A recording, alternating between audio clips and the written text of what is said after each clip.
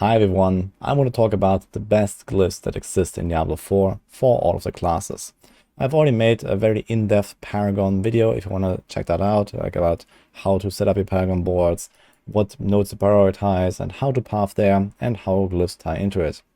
So here I want to talk about the glyphs in particular, and which ones you generally want to rank up first and why. Glyphs in general are going to be one of the major power boosts that you can acquire in the late game, so after you have done the campaign, after you have done all the renown, once you're slowly grinding towards level 100, you will start leveling up those glyphs in nightmare dungeons. And they are usually designed to be relatively weak early on when they're not ranked up, but when they are maxed out of the highest level, they give you a lot of extra stats. Most of these glyphs provide bonuses that are in the additive damage category. So what this means is that you have a lot of different damage stats that just add together and don't multiply with each other. One example here is, for example, damage to close enemies from the turf glyph, or we have the control that gives you damage to crowd control targets. All of these bonuses go into the same category, which makes them not as effective as something that actually multiplies your damage, which is why there are some glyphs that are very, very powerful. So most of them do belong to this same category, but some don't. Most importantly, there is the exploit glyph.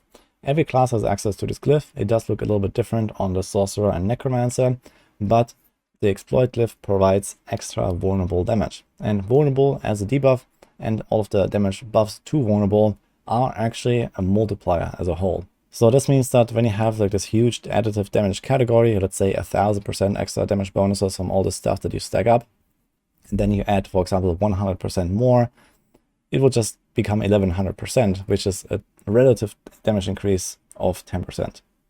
But in the case of vulnerable, let's say you have 100% bonus vulnerable damage, the difference between applying it and not is actually double damage because it multiplies this 1000% value to become 2000%. This is exactly why vulnerable damage and vulnerable debuff are so important and why the exploit glyph is the overall most powerful glyph in the entire game right now. So I think this is an absolute must-have on basically every single build that is like somewhat respectable, because vulnerable it multiplies your damage basically. So this is why you want to have this, and there's no other source of like vulnerable or anything that goes into the same category besides a few stats on your items. And not only that, but the exploit glyph, at least on Barb, Rogue and Druid, actually has an insanely good secondary effect as well. Most of these secondary effects are rather minor. You get like 10% damage bonus here, a 10% damage reduction there, this kind of stuff usually. But the exploit glyph actually procs vulnerable for you when you attack enemies. So you see this here.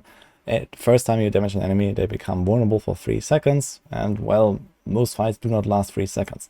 So you basically have perma vulnerable on almost every enemy, that when you're farming, at least when you're doing like easy content, and you just massively boost your damage. So this means that when you find the exploit glyph, you want to start ranking it up immediately because of this effect and because of the vulnerable damage. But it also has this requirement of 25 of a certain stat. So on the Rogue example here, there is 25 strength required in radius. And this is not as easy to achieve sometimes, depending on which boards you actually path to. So you want to make sure that you check out what's around those glyph sockets that you have unlocked on your Paragon boards, and then put in that glyph. And then maybe later on you can swap it around to a better spot where there's more strength around, so you can boost it further.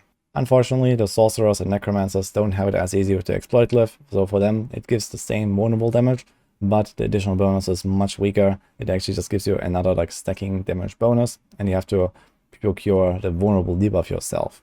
So for Sorcs, that usually means Frost Nova, that's pretty much about it. And for necromancers, that usually means Bone Spear, which is already one of the best builds for them anyway, so that build at least has it. But you can also just throw in a Bone Spear on other builds to actually produce this vulnerable debuff, or you can use stuff like Cold Tendrils and Bone Prison. But that is definitely more clunky than on other classes. And then comes the second most powerful glyph that also almost every single build wants to stack. There are exceptions because it doesn't apply to every build. And this is the Combat glyph. So at least on the Rogue, it's called Combat. It does have a different name on all of the classes, but every single class has something like this, which buffs core skill critical strike damage. So again, with the damage multipliers in the game, critical strike damage is another multiplier, so to say. So you have the additive damage category, you have the vulnerable damage, and then you have crits that also just get their own multiplier. And critical strike damage is not that easy to stack. So you can get a bit of on the rings, you can get a little bit on your weapon sockets, on the weapons themselves, of course, but outside of that, this is pretty much it. And this glyph alone, once you like level this up and fully stack it, you can get something like 200% critical strike damage or so. You can basically like double your critical strike damage with this. So if you compare this to like the average power gain of, let's say, you know, one of the other glyphs, let's say something like a closer here, that gives you cutthroat skill damage. Again, because this is additive category, it is vastly diminished in its value. And I would say that in an endgame setup, a glyph like this fully maxed out maybe gives you somewhere between 15 to 25% damage or so. So compare this to a combat that can effectively double your crit damage. On the Barbarian, this thing is called Wrath, which is also really, really powerful here. It has this additional bonus that gives you Fury on crit. So this is very, very nice to have. Then you also have it on Necromancer. This is the Essence Glyph, which also has a relatively powerful secondary effect with an additional 22% extra damage to enemies that are not healthy. On a Sorcerer, this glyph is Destruction. So again, you have the critical strike damage here, and you have an additional bonus where after critting, enemies take more damage, which is also relatively useful. And lastly, here on a Druid, you have the Spirit Glyph that has the same critical strike damage effect for core skills. And again, another critical strike damage taken from your stacking effect. So this is the second most powerful glyph for almost every single build. Of course, you actually have to use a core skill for this. So there are some exceptions to that rule. Usually builds almost entirely revolve around core skills, at least for example on the Rogue, this is absolutely the case. On Barbs, this is mostly the case. But there are also exceptions, such as minion necromancers, such as, you know, meteor or ball lightning or firewall, sorcerers, for example. In general, of course, this also doesn't work with dots. So if you have like a fully dot-based build, then this glyph is not as powerful, but it will definitely be featured in almost every build. Everything that has a core skill will use this. And now comes the third type of glyph that I want to highlight here, which is the rare buffing glyphs. And I want to show you why exactly. So typically on the Paragon boards, you have a lot of additive damage. Yet again, just like most of those glyphs, you know, most of these damage buffs are nothing really crazy. There's like damage to burning enemies, damage to elites.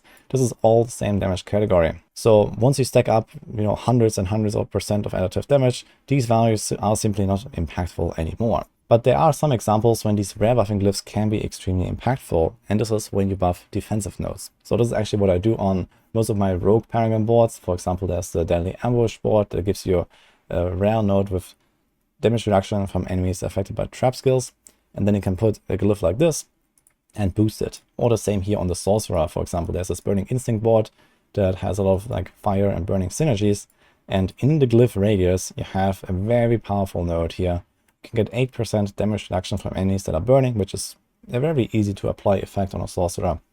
And then you can buff this by, yeah, basically times 3.5. So this 8% actually becomes 28% damage reduction. So here we can see this in action on my Death Trap Rogue build, for example. You have this buffed Cunning node. It has exactly the same 4 and 4% like on the Sorcerer board that you just saw, but now it is buffed. It's 14% and 14%, you know, 28% damage reduction from one rare node plus the glyph. And of course the other rare node is also buffed, so you can still get a bit of damage there or some other effects like the dexterity. That is actually a relatively useful stat to have for boosting your damage later on as well. So typically it's not really worth that much to buff these rare nodes, but if you have especially one of those defensive rare nodes or even magic nodes, there's also glyphs that buff magic nodes in the radius. So for example, Unleash here on the Sorcerer, that's kind of like the same story, but generally, this is like a little bit lower. This is only really worth it when you also want to stack up all these other stats that are around here. So for example, the willpower and the dex, you know, maybe you want to try to reach like a certain stat threshold or something like that. But those rare buffing ones just are so powerful because of this doubling effect on rare nodes. And then you get another multiplier on that.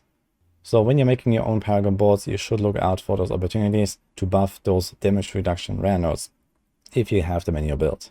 If you want to learn more about Paragons, then as I mentioned in the intro, I do have a really in-depth guide about how to set up your boards, how to make your own path and, you know, optimize your setups. So feel free to check it out. I hope this video helps you and wish you good luck with the launch, and see you guys next time.